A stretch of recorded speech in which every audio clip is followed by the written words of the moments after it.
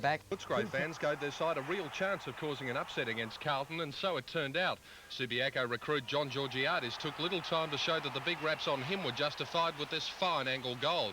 And Philip O'Keefe drilled home the Bulldogs' early advantage, finding the target with this snap. And with Terry Wallace dominating the middle and chipping in around goals, Footscray was in full cry early on. After all, it's not too often that anyone can mark over Justin Madden, but Cousins could. The Blues finally got there first through Kernahan, but it took them 23 minutes to do so.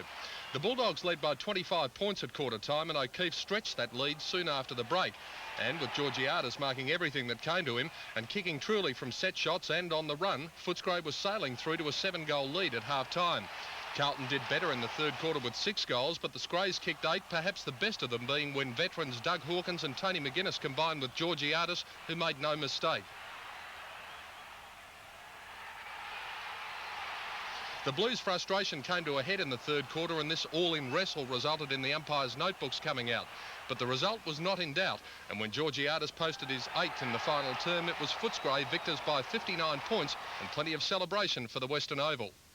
Meanwhile, down at Moorabbin, it was a tight early encounter between St Kilda and the Brisbane Bears, with McIver taking advantage of Bowie's mistake. Tony Lockett came back today and did it in style. After that sensational mark, the champion spearhead booted the first of many goals. The Bears led by 19 points after an 8-goal third term, but it was then that the Saints were stung into action.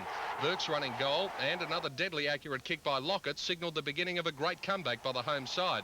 Not only was St Kilda pouncing on the loose ball, their marking around the ground improved out of sight in the second half.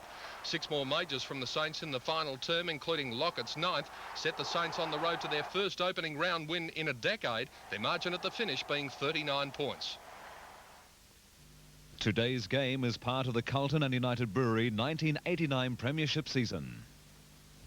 And this is how the league ladder looks at the moment, with still 2 matches to complete round 1. Footscray with a percentage booster over Carlton on top, St Kilda second, Essendon, Collingwood and Melbourne making up the 5. Reports from today's football, and there are plenty. Kerrison and Starcevic, Collingwood players, reported at VFL Park.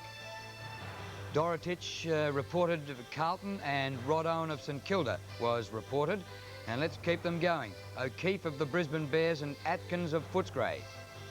Cousins of Footscray, Dunlop of Carlton was reported twice. And also Wayne Blackwell of Carlton in that big dust-up out there.